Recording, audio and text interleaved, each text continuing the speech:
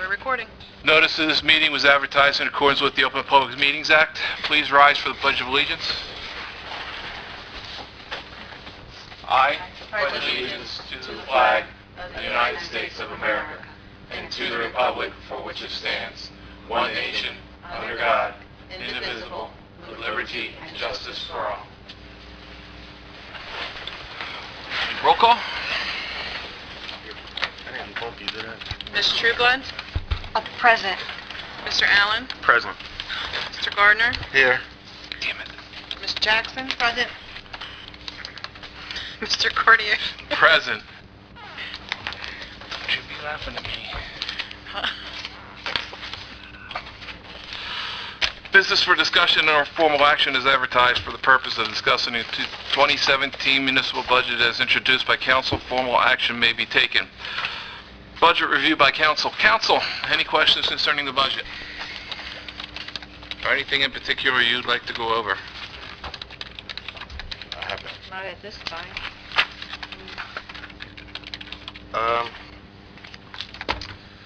Well, I guess I'll start by saying that I met with Dave yesterday just to review some things with the budget.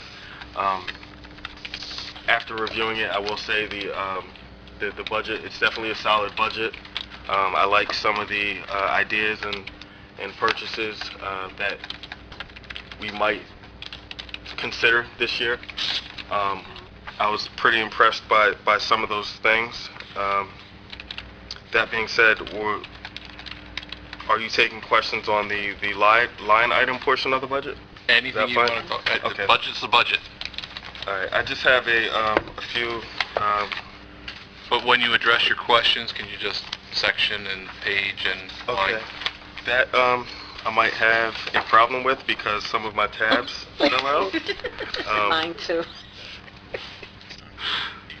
Let's see. The tax collector tab.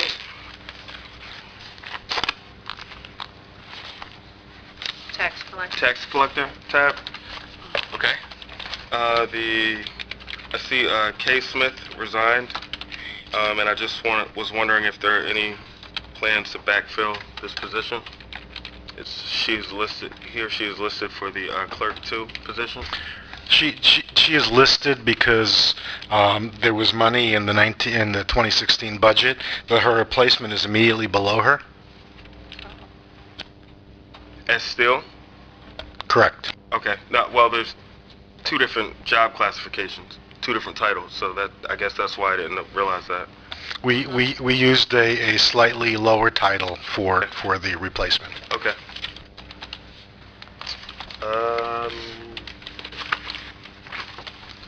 Law and engineering tab.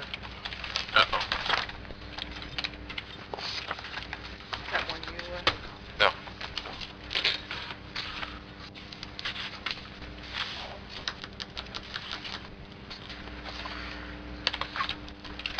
Ready? Yep. The 4th line down, engineer services, township planner. It looks like we didn't use a planner in 2016, but we're charging that line money this year, $47,000. Yes. Explain that. Primarily has to do with the contracts that we'll bring to the council one by one for approval for a planning firm to perform studies for areas in need of redevelopment and for the writing of redevelopment plans for a couple of the areas, including the area around 206 and was it North Pemberton? South Pemberton. North Pemberton and the county college area. We've actually done the initial contract that you authorized last year for an area in need of redevelopment with respect to the county college property. So we will need funds. We put it in the engineering budget, but it's for planning services. It won't be expended unless we come to council one by one for contracts. And one more question at the moment. Under code enforcement, The second line down, that employee for longevity, we have 4% and 6%.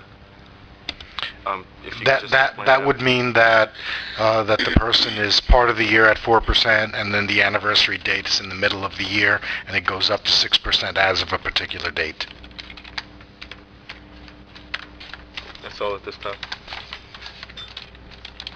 Anyone else? I'd like to reciprocate Mr. Allen's thoughts when it comes to the budget. This budget is tight. As tight as I've ever seen there, Mayor. As you can tell, I didn't come with any questions this year.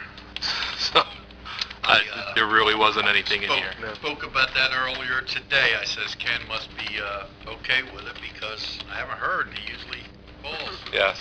Either that or he's coming tonight to give me an earful. No, when have I ever done that? I know, I didn't expect that.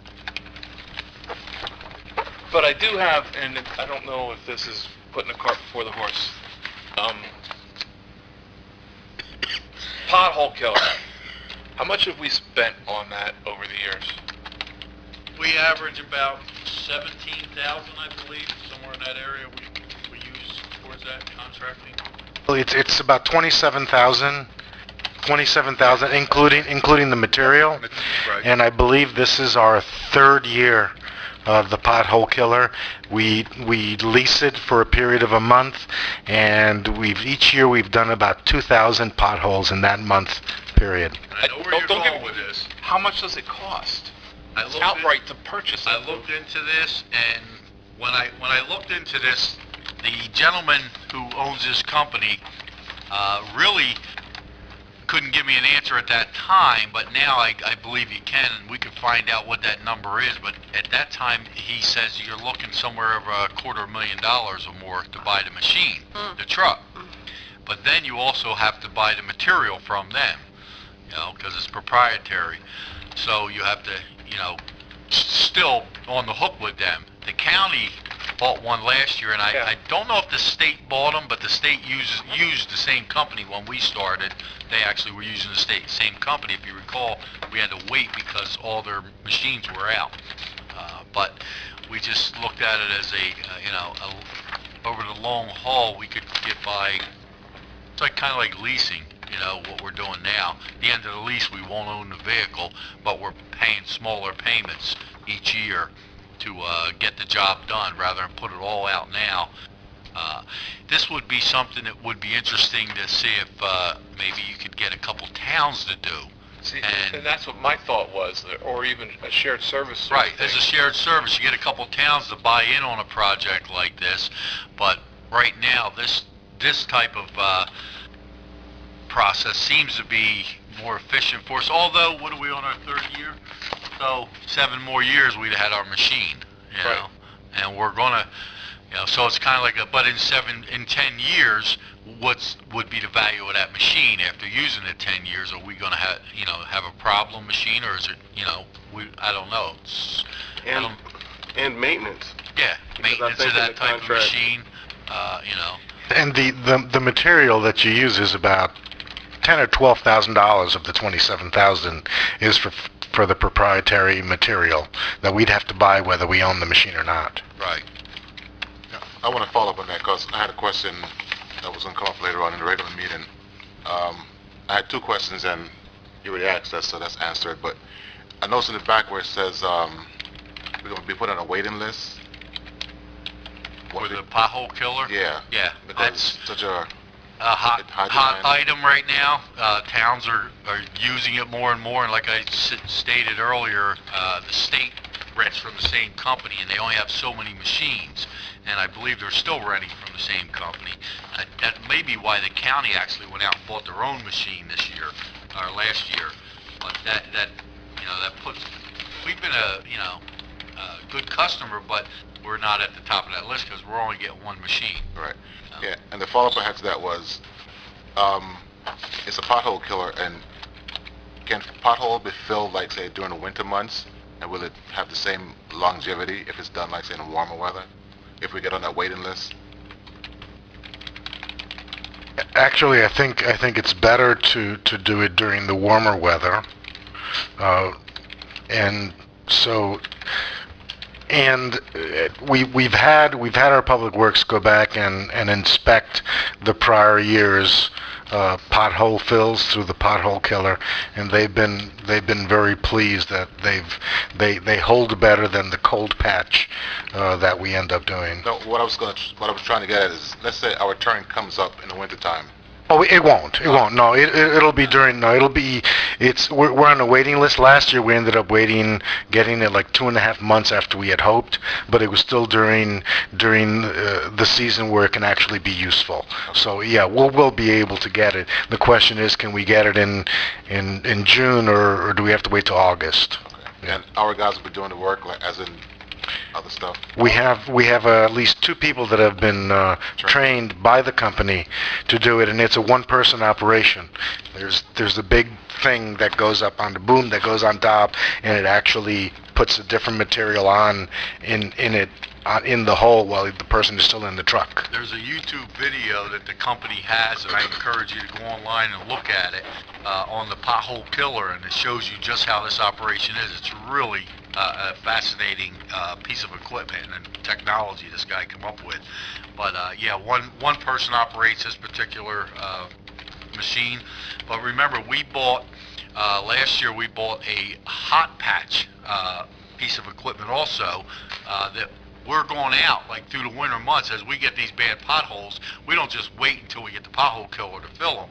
You know, we continuously throughout the year are filling potholes, but when we get the pothole killer, we go out and we just take care of a mass amount of potholes in that 1 month time. But this hot patch machine, they're using regularly, they take out throughout the year, and instead of putting cold patch down as we used to, it's like a giant kettle, and they pull it around the truck that's got burners in it. It keeps the asphalt hot, which gives you a better seal. Okay. So it's a constant process to keep these potholes up. But Okay, that's it for me. Go ahead. Under police, I counted 7 that retired, and I see that we're looking for 9 new officers. Do we have an idea when we're going to be including those new officers in our? Well, we're waiting for the results of the police officer exam from civil service, and hopefully we'll have the list of eligibles over the next month or 2. Once we have the list of eligibles, we'll ask for a certification list and start the process of evaluating the candidates.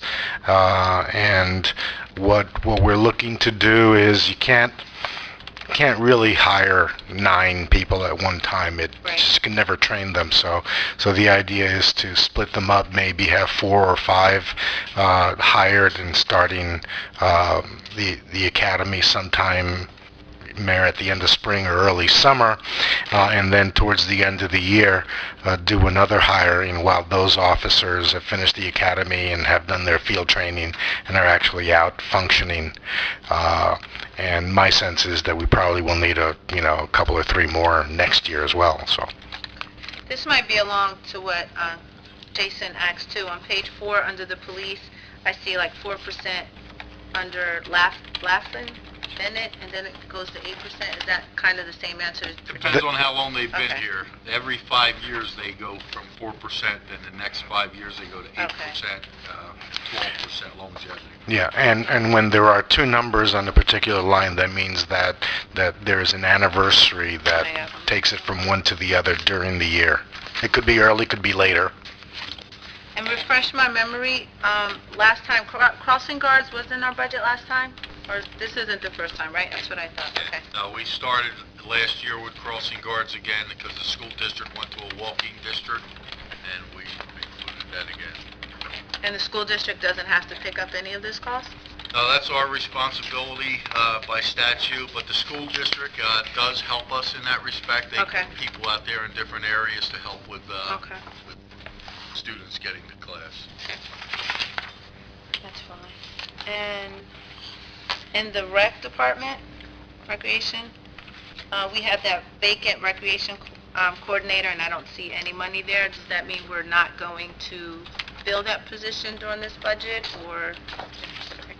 We didn't budget for it, but when we fill it, funding from one of the positions in there will, the bottom line will still fill that position. We feel there'll be sufficient amount of funds in that line or that department, and we can always do a transfer if necessary by the end of the year. Okay. And traditionally, it's been 3 employees there, not 4. We put that title in there just to let you know that it was our intention at some point to have a recreation coordinator. Whether the folks that are there qualify under civil service or not is up to civil service. Okay. They're evaluating that situation as we speak.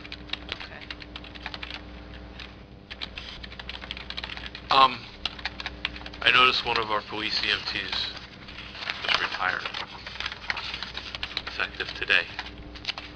Or we have plans of replacing that, as far as the EMT portion of it. That's up to the chief to, it's certainly eligible to anyone that wants to do it.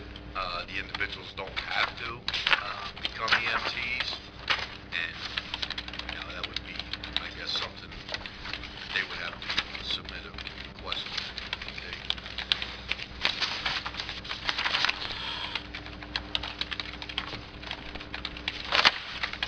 Mr. Trueblood, anything?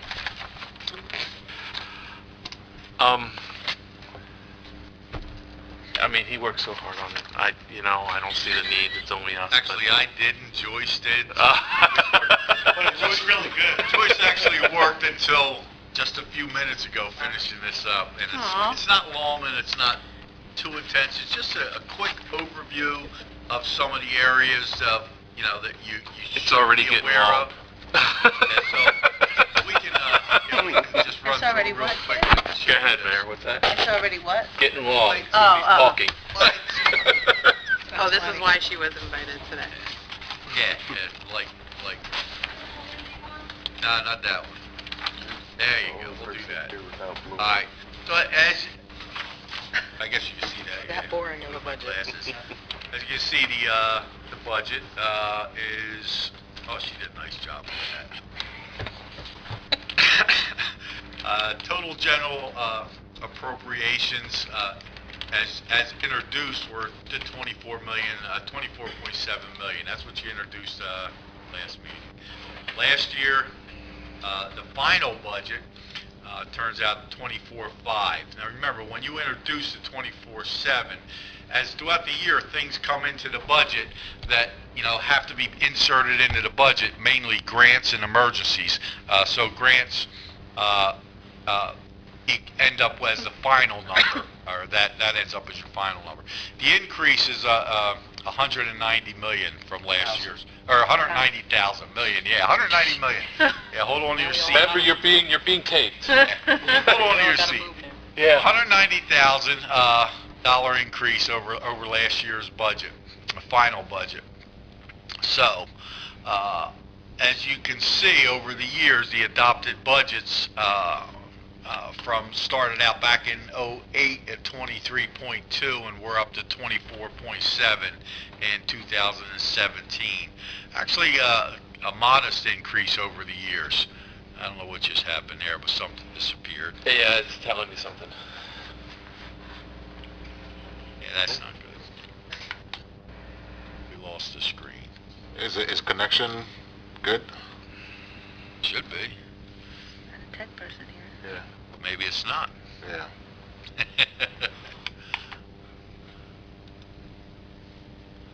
You tried.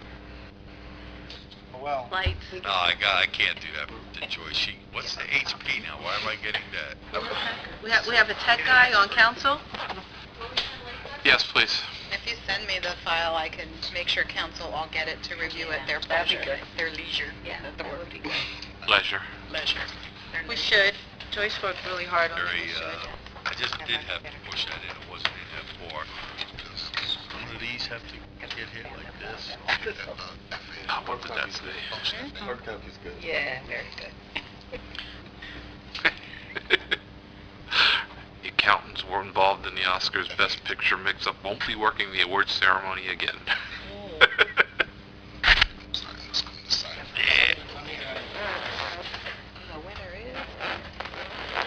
Ladies and gentlemen, we're on Okay. a slight break for technical difficulties.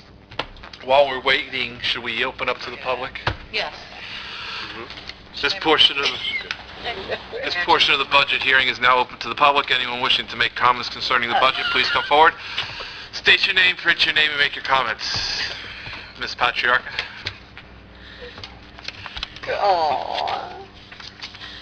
Seeing no other interest, this portion of the meeting is now closed to the public. Motion to adjourn. If that's what you're going to entertain. That's what I'm going to entertain, unless there's something. Second it. Is there anything else? I do have Not- it before you. not adjourn. for the I'm budget. sorry. Okay, that's fine. We've had our public time today. Are we going to schedule another one? Well, Because- I was going Oh, to bring yeah. that up Okay. before. All right, I just All right. wondering. Good question. Thanks to Thought we the adjourned. technical assistance of Councilman Gardner, we're back up and running. It just, Hey, no, you had to ask that question. Again, as you can see, from '08 to '17, there's been a modest increase of about 1.5, $1.6 million. And then what you're seeing here is the dark blue is the budgets that were adopted, and then in the maroon it shows an emergency in those years. And as an example, in 15 you see this 750,000. That emergency was the reval, so that gets added to the budget. So the budget was actually very modest increase, but then we had to add that, so that was not within our control actually, but it represented a large increase. And then this particular slide just gives you an idea how the budgets are adopted in the blue, and then how the final budgets come around with the white, because that's your grants to get added as revenue coming in. So that increases the budget, but it's not increasing the tax levy. Yeah, if I may, one point, the reason this actually looks better and more reasonable is that, as the mayor said, the grants are included in the other years. This year, I think with one major exception, all of the grants came in early. So that's why they're reflected in the budget as we presented it to the council and as council introduced them. Correct. So that's why you don't see the grant separation, the white in the column, because it's already included in the budget. Let's see. And here again, this is total budgets, including salaries and wages, up to last year, $23,500,000. And then your salary and wages in 2000 in this budget you have now that you introduced are $8.6 million. In 16 it was $8.7 million, so they're down 133,000 from last year. And this happens as a result of people retiring at higher salaries and bringing people in at lower salaries, and some positions such as the police department that still need to be filled. So you can see here how the salary and wage lines in the green from the adopted budgets to the magenta, I guess it would be called, to the actual expenses. And you'll notice the actual expenses come in always a little bit lower than the budgeted, and that happens as people leave throughout the year, or people say go on workman's comp and get paid from a different funding source, and we end up not using the budgeted amount in the budget. And this chart here just gives you a picture as to what represents the salaries in your budget. 48% of the budget is police salaries, and then 29% is public works.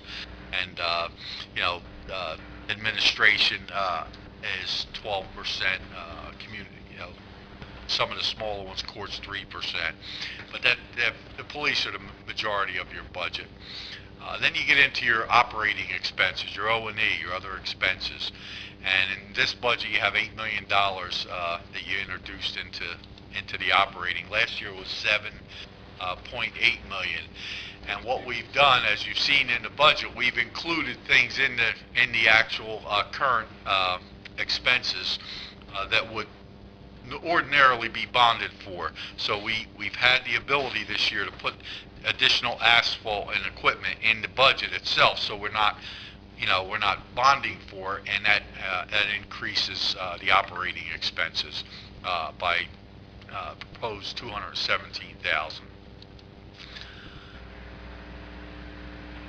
And this gives you a little idea of how it went over the years. This chart represents the actual expenses in the magenta color, and then the greenish color is the expenses that were budgeted, and then of course you see the 750 and 15 that was added on top that we really didn't have the control over. That just came in as a reval number that we had to do. And then there's your pie chart showing you what the budget actually represents, and 18% is miscellaneous, and I'll show you in a minute what that is. 22% is your debt service. That's your highest amount. The group medical is 19% of your budget. The solid waste represents the tipping fees and the contract to pick it up. That's not the office itself. Administration, as you see, represents 4%, but I'll show you in a minute what all falls under these departments. There's a lot of expenses that fall under there, such as this one here shows you in administration, the town clerk, town council, finance, tax collector, solid waste employees. Those are the legal, engineering. That all falls under there. That's why it's 4%. It's not that little office takes up 4% of the budget. And in public works, you'll see the public works includes buildings and grounds, streets and roads, fleet. It's each division in public works, and that's why that takes up such a larger part. And in solid waste, it's your tipping fees and the contracted service for picking it up. So that's why that's like 13%. And then miscellaneous, as much as you hate to say miscellaneous, but all these things fall in a category, you can list them all, but they're all things that we do, such as your liquidation of tax liens, your fuel oil, the postage, the street lights, all these electricity, the insurance payments, the audit service cost, all these other expenses that we have are what we're putting in that category right now, and that's taking up that large percentage of your budget. And then we get into your non-tax general revenue.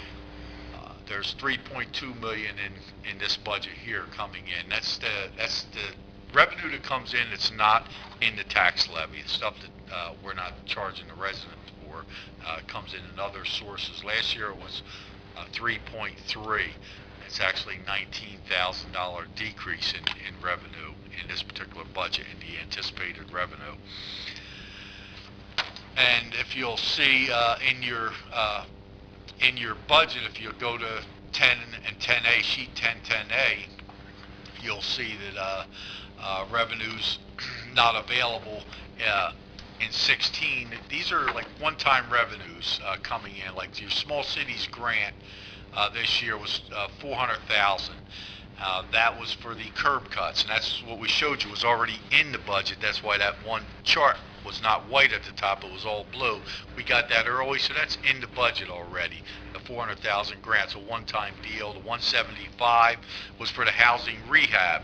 That's already in the budget represented to you. The $145 is a reserve payment for debt. That's funding that came in for the Bayberry Dam. There was about $700,000, I believe, that came in on the Bayberry Dam from FEMA. Well, that's put in a reserve account, and Bob's, the CFO is drawing that down to repay debt on that, because remember, we had to pay that up front to build that dam, and now we're paying that debt off through the money that came in through FEMA, and that's where that reserve for repayment of debt revenue came from, and we put that into the budget. So in 17 you had 282,000, and in 16 you had 146,000. So that's because like I say, that some of that money came in. The difference, it came in early this year, an increase of 136,000. And then we get into the revenues that exceeded projections to give you an idea of how we ended up with so much surplus this year, which was about $2.5 million in surplus. Municipal court this year came in, we projected 228,000, it came in at 324, and a lot of that actually came in through code enforcement and the property vacant property registration that was paid through the courts as opposed to through the registration program, and it bumped that court number up higher this year. And the vacant property, if you remember, we did 511,000 last year, which we projected in the budget to collect, and we actually collected $716,000 in last year's vacant property, and that 716 doesn't even reflect that money that came in through the courts. So there's more than that actually came in total in vacant properties. So, and then there's the receipts for delinquent taxes, is all the late taxes that came in. We projected $1 million. That actually came in higher. More people came in, paid their taxes late, and it was 1.1 million. And then some of our mandatory obligations, pensions, the police, the PFRS pensions, in 17 you got $1,057,000 budgeted.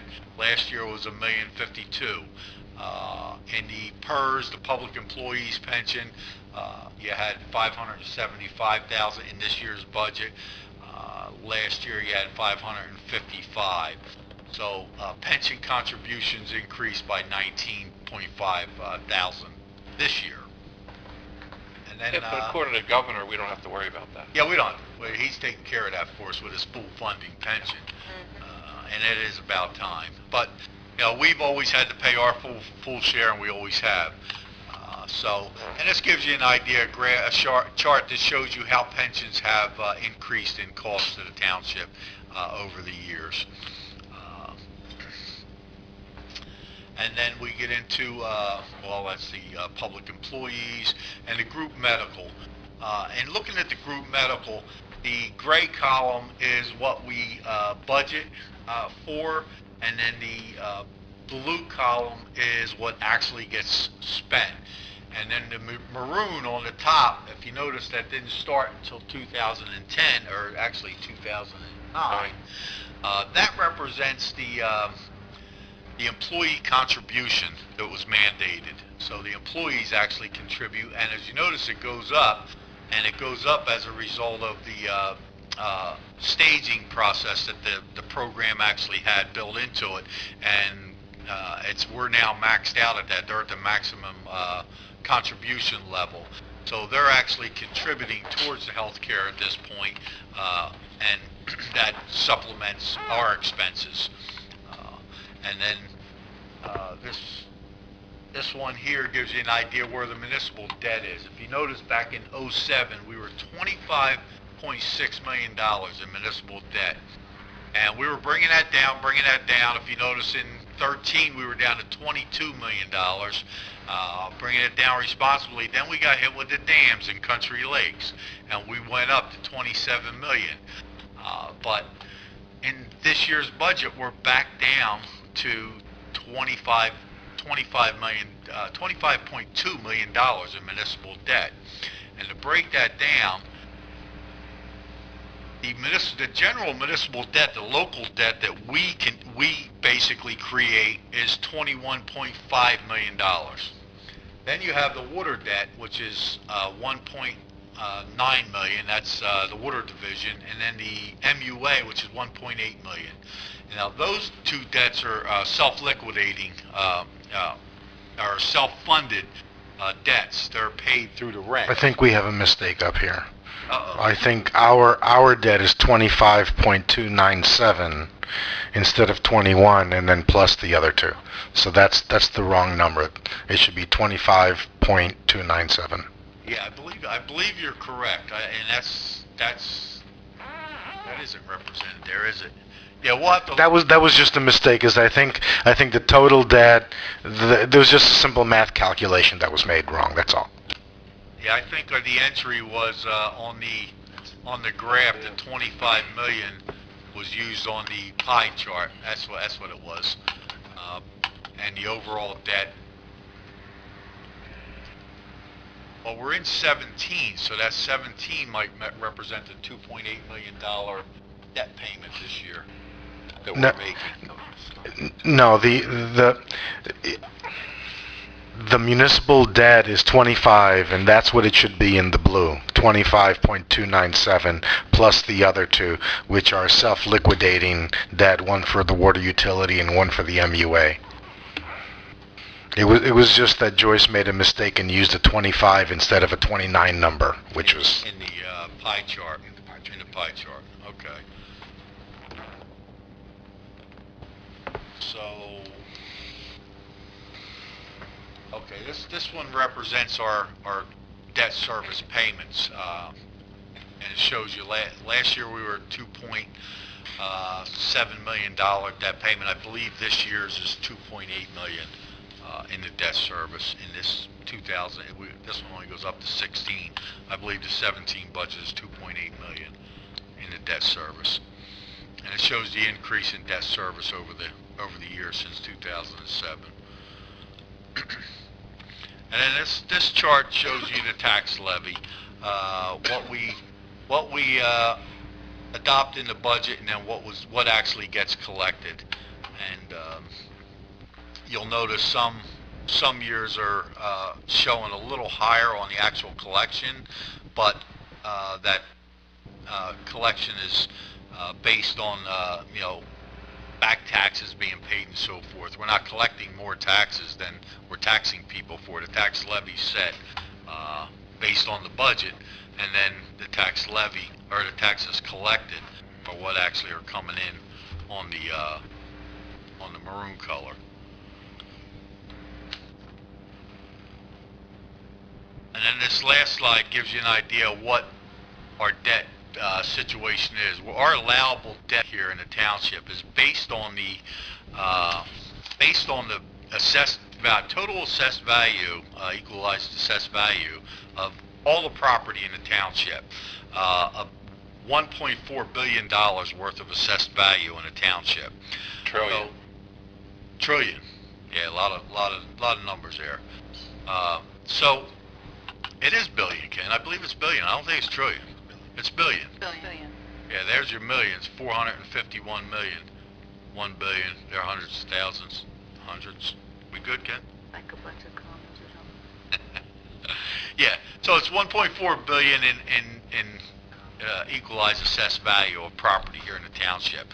You're allowed to go 3.5% of that and borrow on your assessed value. That takes us to $50.8 million allowable debt. Our current debt is 1.742, which is $25.297 million in debt here in the township. Well, that number doesn't work. What number doesn't work? Because 3.5% is only $5 million. $5 million of what? That 1.4 billion. Of 1.4 billion? 3.5% of 1.4 billion is only $5 million. So you're saying that's a trillion? Something's not right. I don't know. I'll check on that, but I am very confident that our current debt is 1.742% of the allowable 50 million, .8 million in debt that we're allowed to go to, our debt ceiling. And our $25.2 million current debt, I'm very confident that that is our current level of debt. Oh, I know what And happened. that we are allowed another 24. We're just a little under half It is. of what we're allowed to borrow. So for those that want to say that we're borrowing too much and we're out of control, that is not correct. I believe it's very responsible, and we're at a point where we can make our debt payments. We're not in any trouble. Is that based on the new assessments? Yes, it is. Yes.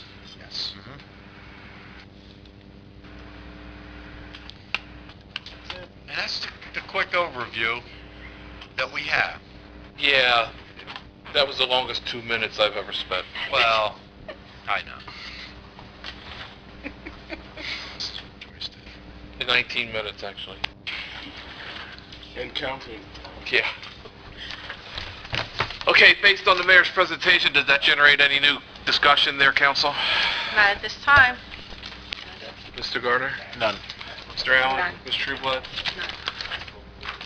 I Do resign we from need that. to have our next budget hearing, our scheduled budget hearing on the 9th? Does anybody feel the need to have that? I mean, it could be a twofold. We can say we can give the public another opportunity to come. But that no one of them came here for the council meeting.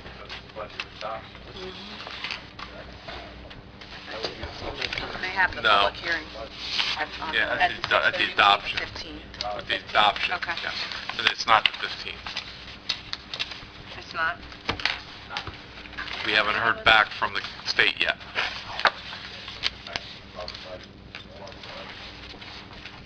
We did hear back from them. Then it's- They've reviewed the annual financial statement and the budget already, and what they typically do is come back with a letter indicating these are the questions that we have, or these are the things we need to check out. They have three small items that they've referred to the auditor from the annual financial statement that the auditor will take care of, and then three relatively insignificant items for a chief financial officer who will take care of it tomorrow. Actually, you already did. We already did, and then we'll, send it back to them, so we may hear within the next week from them. Okay. Can you forward council those items so we know what they're asking? Of course. Thank you.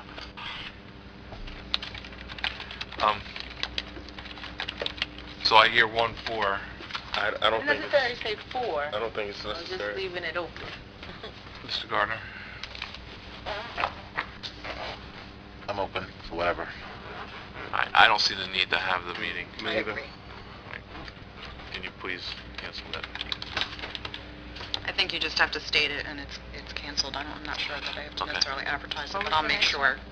It was scheduled for March 9th. Correct? Yeah, March 9th. So there will be no budget hearing on March 9th. If there's no other questions or comments, is there a motion to adjourn? And for the record, Amy, it was already posted and everything was posted, so no one Oh, can come absolutely. back and say. Absolutely. For the record. All right. Is there a motion? Is there a motion to adjourn? I'll make the motion. I second. We will be back in 45 minutes for our regular